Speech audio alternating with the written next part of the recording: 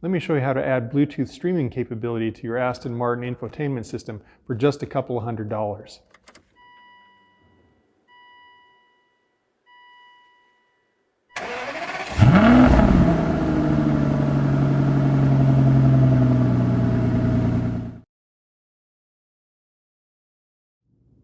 In this episode of Aston1936.com, I'm going to show you how to add Bluetooth streaming capability to your Gaydon era car. I don't know if this works with the 2018 and newer cars, but certainly my 2005 DB9 and that whole era of Vantage, Rapide, Vanquish, DBS that are all the kind of known as the Gaydon era cars. So the infotainment systems were notoriously kind of not up to date with the best stuff. My car doesn't even have hands-free phone capability. So I was looking for a way to inexpensively add, I'd like to stream Bluetooth music from my phone, and I'd like to have some hands-free Bluetooth, telephone capability. And I found this kit from Mr. 12 Volt on eBay, although they sell it from their website. It's certainly a made in China type product, but for a couple $100, I thought I would check it out and share what it can do. Maybe you'd be interested in fitting it to your car. No affiliation with this company whatsoever. They don't know me from a hole in the ground. So I can tell you right now, if you're looking to do something like have Apple CarPlay or Android Auto, this is not that kit. You're going to want to look at the more premium solution from Aston Installations, which I'm going to be having a separate series altogether published, and you'll find a link up here on how to do that for your car. But this is more if you want to have an SD card with MP3 files on it, or a line-in jack and just plug it into your phone, or stream Spotify music from your phone via Bluetooth. That's the type of solution this one is. Hey everybody, Future Steve here, and I thought I'd come back in time just to clarify a couple of things for the eagle-eyed viewers that have probably spotted the fact that I just spent a year publishing videos on how to fit an Aston Installations HD infotainment upgrade kit to the car. So they're going to be going, hey, wait a minute, what's the deal? You're putting in this Bluetooth streaming kit now? Which one did you end up keeping? Well, I'm going to tell you, I kept the Aston Installations kit, but it's a whole nother thing. Now, there's nothing wrong with this Bluetooth streaming system that I'm showing you today, but this was 16 months ago that I shot this, and I wanted to do it and try it before I upgraded to the Aston Installations kit. So I wanted things like Apple CarPlay, Android Auto, the high definition screen showing me the GPS while I was driving, front parking camera, rear parking camera, and it's a whole different thing moving to the Aston Installations kit. But it also comes at a premium. That's about 10x the cost of this Bluetooth streaming kit. So I wanted to clarify which one I actually put into my car and kept. Well, that was the Aston Installations kit. There's nothing wrong with the Bluetooth streaming setup I'm showing you today. So let's get back to the video. So the kit, which I'll have a link down in the comment or description section below here of the video and on my companion blog, is made by Mr. 12 Volt. And there's not much to it. If we open it up, there is a two-wire wiring harness, red and black wire. There is the fiber optic interface that we're going to interconnect to the car. There's the main unit itself. There is a microphone for the hands-free auto inside the car. And then there's a line-in jack for if you want to plug your music source, an iPod or your cell phone music player directly into it. And then a ridiculous URL to try and hand type to get to the manual. So I'll have a link to the installation guide down in the description field below and on the companion blog article. They've updated it anyways. This isn't really all that useful. And there's a dip switch setting. There are some adjustable switches on the back of the unit to tell you which model of car you switch the switches. If it's an XC90 Volvo, you set them one way, etc., etc. Also down in the description below, I'm going to have a link to an updated version of this. They actually do now list this as completely for Aston Martin. It's on their manual as well. The reason they developed the system is because the infotainment components in here are from a Volvo, the XC90 in particular. So since this kit was made to work with an XC90, it's going to work with the Aston. So let's take a look actually at this unit itself. On one end of it here we have the auxiliary input, so that's for the aux-in cable. So we'll be hooking that up. They include like a 3-foot one. You may want to buy a 6-foot one that's longer from Amazon, and I'll have a link in the description below just to reach further into the car. There's an SD slot where you could actually put music files on a micro SD card and slide it in here. That's pretty old school already. I don't know if many of us will do that. There's a USB port where you could take a USB key filled with audio files and plug it in here. And then there's the mic in jack that's going to work with for the cell phone microphone. Now, if your car is fitted with Bluetooth cell connectivity already, you're not going to use this. There's actually switch number 4 on here. If you toggle it to the on position, we'll turn off the Bluetooth cell phone capability, and then you would just continue to use the Bluetooth capability that was already built into your car. Mine doesn't have that, so I'm actually going to try and utilize this. The other end of the device has the power connection. Will go here. There's a reset button if the unit gets befuddled. And then this is where the fiber optic, there's a dust cover here. This is where the fiber optic connection is going to hook up. So pretty simple. And then the bottom of the unit, this is a Mr. Volt P600 for those of you playing along at home. There's 4 dip switches. So dip switch 1, 2, 3, 4. So basically for 2006 and earlier Aston Martins, it will be switch 1 on and then switch 2 and 3 off.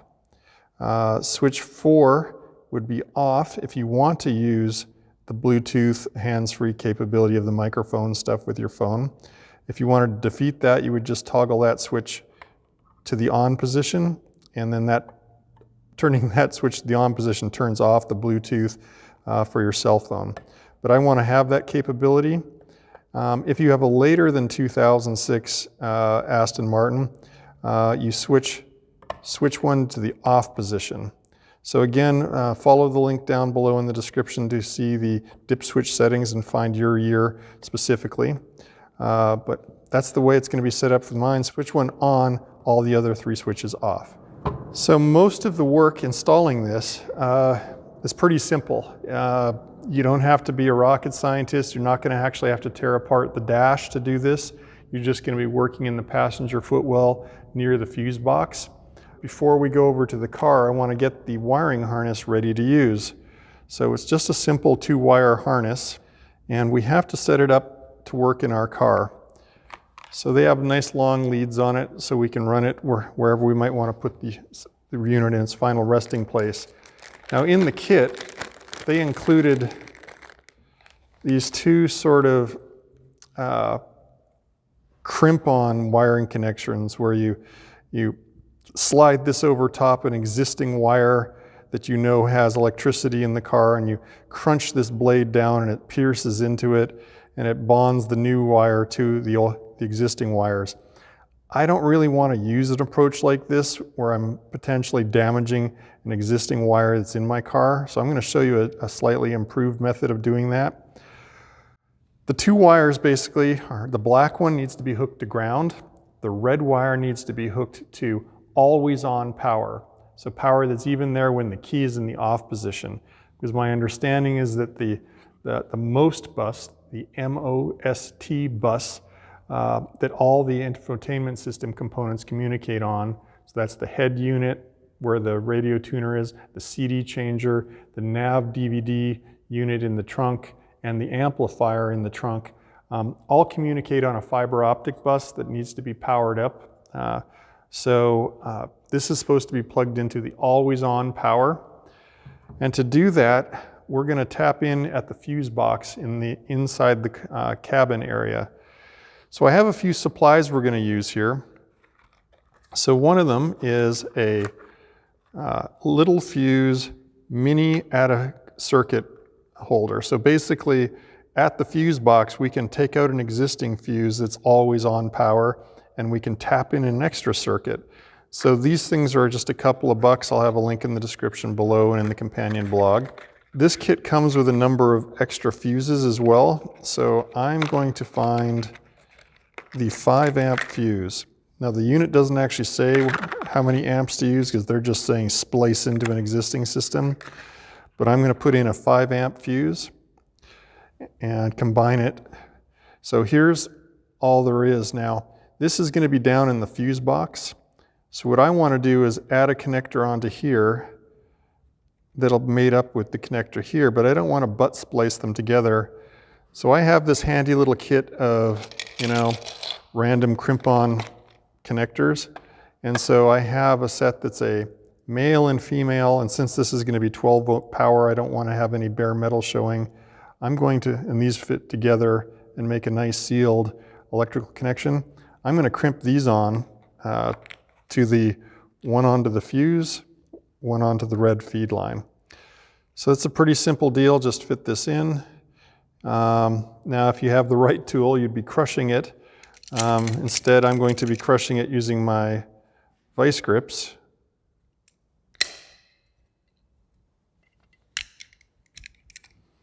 Give that a good tug. Excellent. And now I'm going to do the same with the wiring harness line.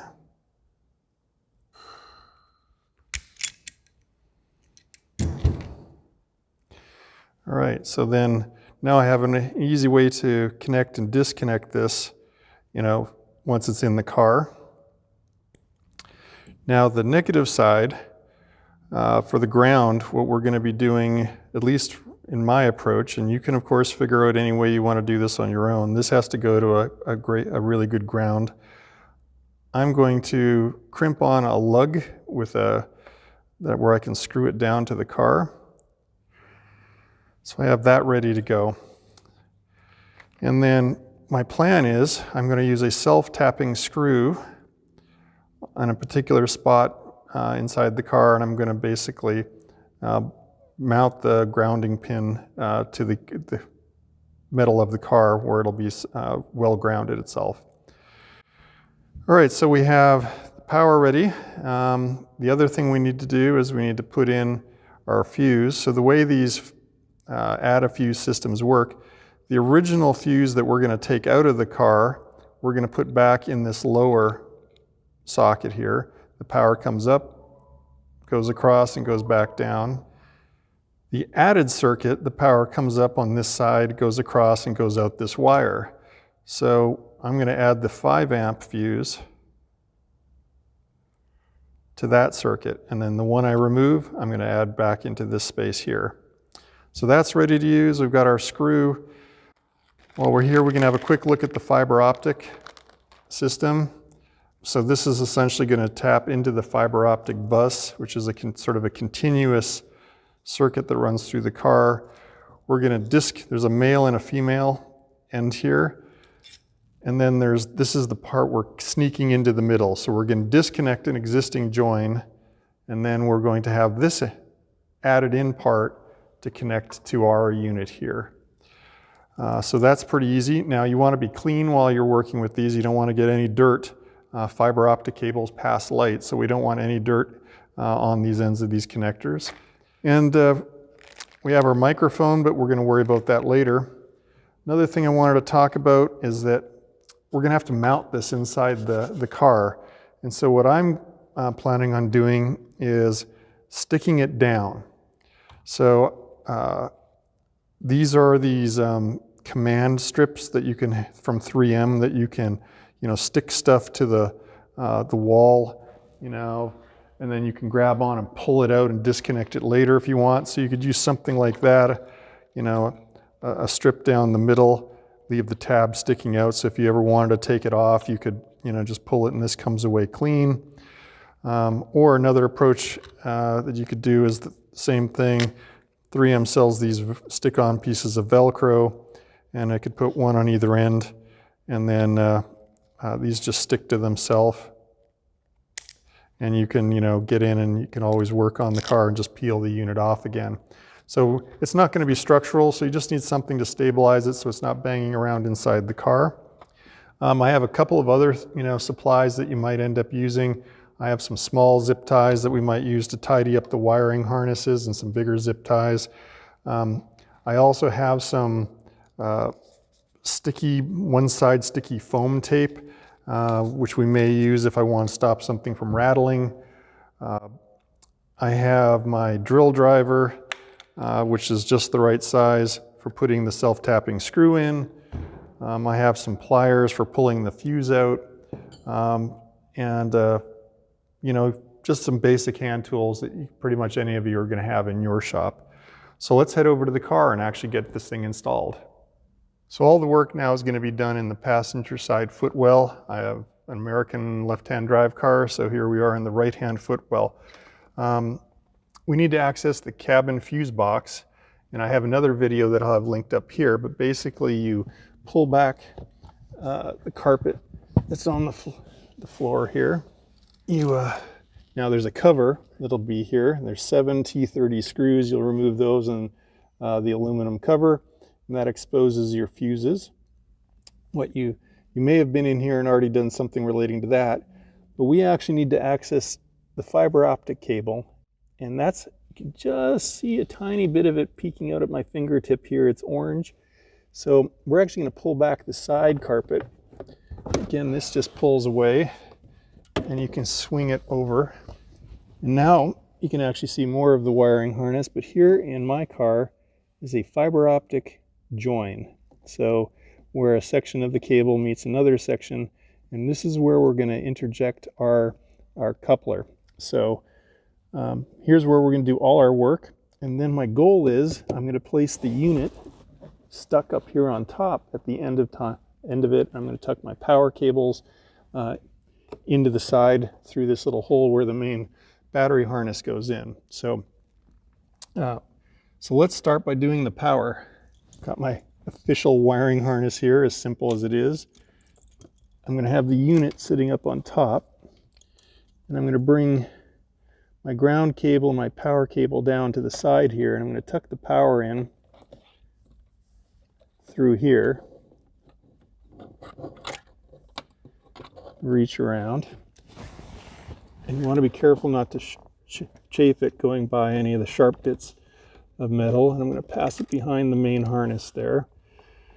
So now I have it in the right neighborhood. So the next thing I want to do is you have to figure out which fuse is always on power. So I'm going to take out fuse 77, which is this blue 15 amp fuse here. This is the trunk boot power outlet. And so I'm going to carefully, I'm using some side angle needle nose, I'm carefully gripping it and pulling it out. So now I'm going to take that fuse I just removed, stick it back into the add a fuse, and doesn't matter which way it goes. And now I'm going to fit the add a fuse back into socket 77. So now I have my always on power tap, and I'm going to mate up my connector here.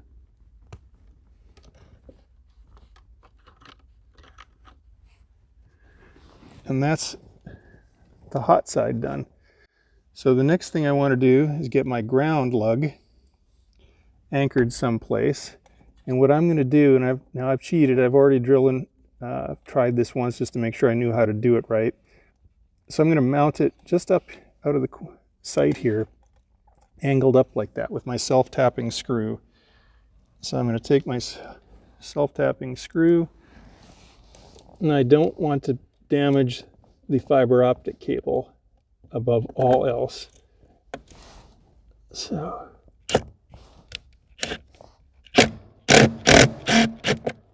I'm going to switch to a hand tool to torque it down now that it's started.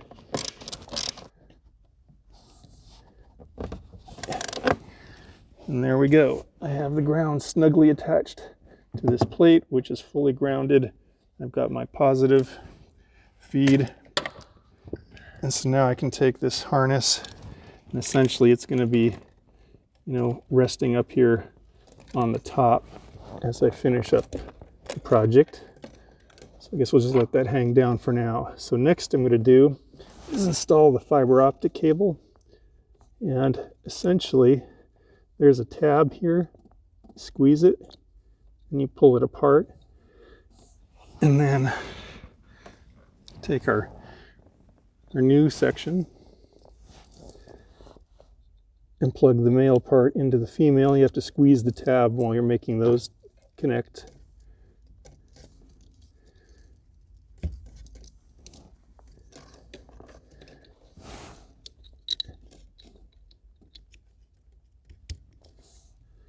So now I've essentially inserted a jumper into the main M.O.S.T bus for the car.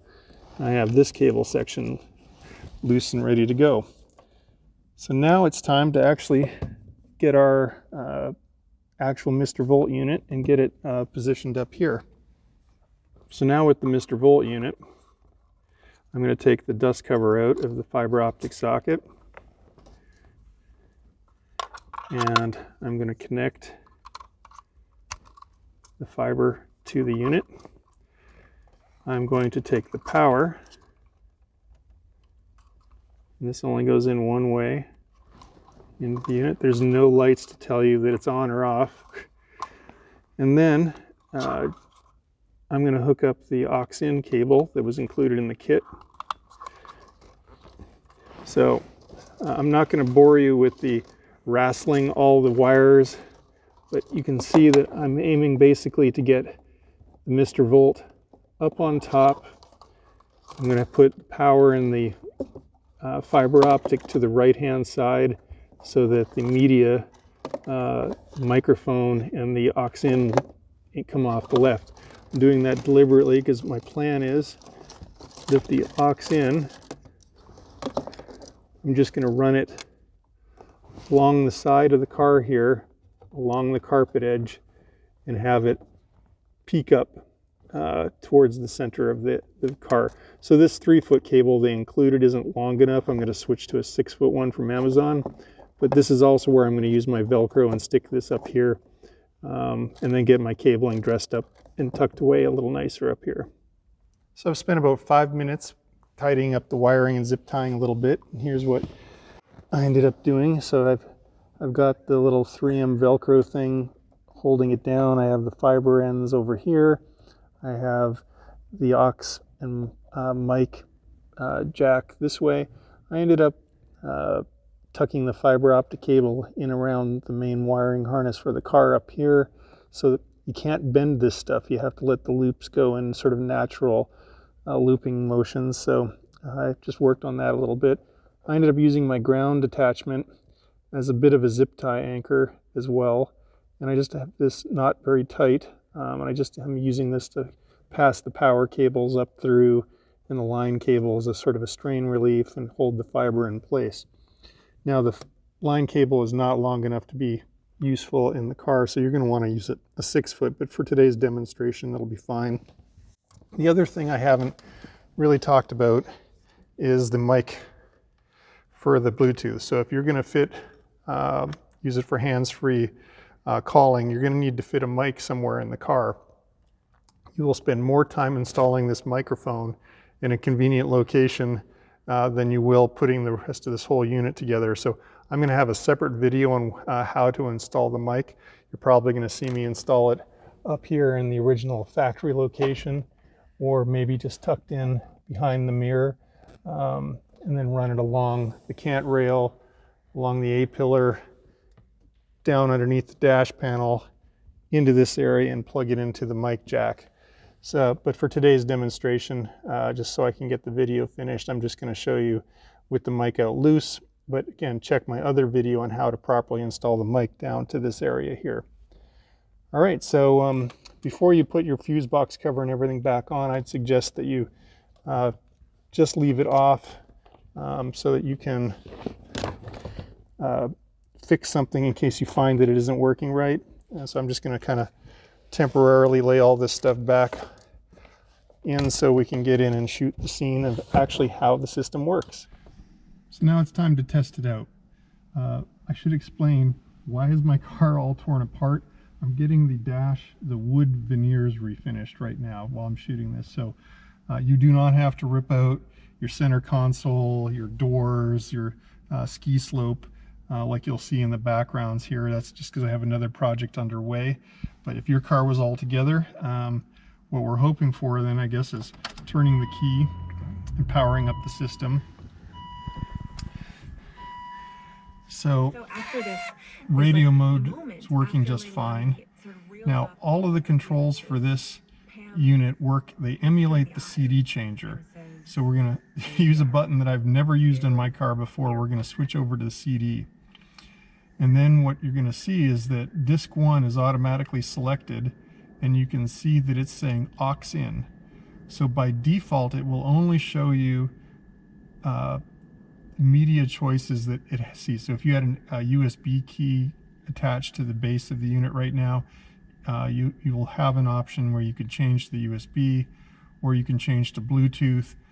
So the way you actually change is you tell it, you'll press button 6, which is telling it to select disc 6, but the unit is intercepting that request, and now it's switched over to Bluetooth audio. So button 6 just cycles between aux in and anything that it knows it has inputs from. So the next step for you would be to take your phone and link up your Bluetooth. So I'm going to turn mine off and back on again. So it will present itself as CarKit. So you will select CarKit and pair with CarKit. Connected for calls. Then say done, connected for calls and audio. So it knows it's a streaming audio source and it will work with the phone. So done. So I'm going to fire up Spotify. And I'm going to pick, oh, I don't know, giving away something about myself. Let's do some B.B. King. And I want to make sure that we're now selecting Bluetooth audio. Now, their advice also is to set the volume on your phone, maybe by default, all the way off when you hook up to a new Bluetooth. So set your phone to maximum. Find out what you put down.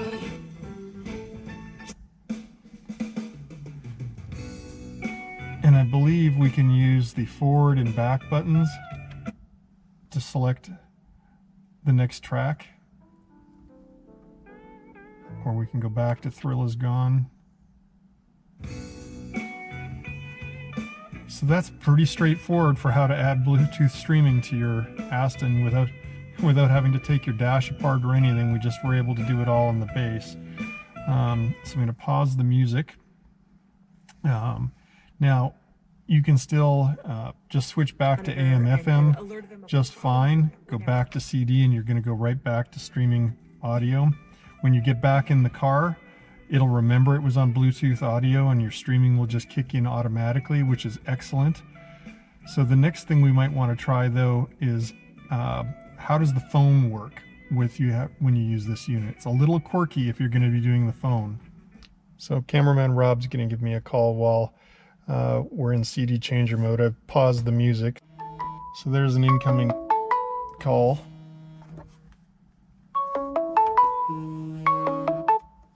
So I've taken the call, and I don't know, is it playing on the speakers if cameraman Rob talks back to me? Yeah, so it's coming through the car system, and Rob's hearing me on the microphone that's built in. I have dangling up here at the mirror level right now. And then if we end the call, I should be able just to go right back to streaming music. So Rob's going to call me now, and I'm on AM FM mode. The problem is that you can't really do anything. So there's my phone ringing, but I can't hear it through the car until I switch over to CD. And then you're actually allowed to answer with the forward and back buttons. So, hey Rob, can you hear me now? All right, I'm going to try hanging up using the back button. And that hangs up the call. So it's a little goofy. You don't get to use all your dial buttons and stuff because you're still basically working through the CD interface if you're going to answer and hang up the phone. But, you know, answer, hang up, and you just, when you hear an incoming call on your phone, if you aren't in the streaming mode of the CD changer, you've got to just quickly punch the CD to have it work inside the car. So that's a pretty straightforward way for just a couple $100. Probably half an hour's time working in the footwell. You don't have to really modify anything in your car other than just learn to use the CD changer. So I think it's a really easy way if you just want to stream Bluetooth music from your phone. You could use the aux jack cable. You know, I would probably sneak that along underneath here and have it daylight up here beside the passenger seat if you have a device that you want to just connect with the aux jack. Switch over to CD mode, press the button 6 when you want to toggle between the line in and the Bluetooth, and away you go. Easy enough to also just remove all this from your car. Now, if anything goes kind of weird in your car electronically, like the stereo isn't working or the amp isn't working, first thing I would do is disconnect those fiber optic cables, put the two factory ones back together, and take this Mr. Volt unit out. You don't have to unpower it. The only way that Mr. Volt unit's really linked to the car is through the fiber optic. So anything weird going on in your car with the infotainment system, I would just factor the Mr. Volt out of it again. So pretty straightforward, 250 bucks. Down here, you'll find my companion blog article. It'll have links to the products and maybe some of the doodads and supplies I used in this video. Up here, you'll find a companion article, which will show you how to install the Bluetooth or the microphone somewhere up here in the headliner area. So you want to check that out. And down here, you'll find the subscribe button. Please go ahead and subscribe to get automatically notified when new videos like this come out. And as always, I love to hear your comments. Please leave those down below. Thanks for watching.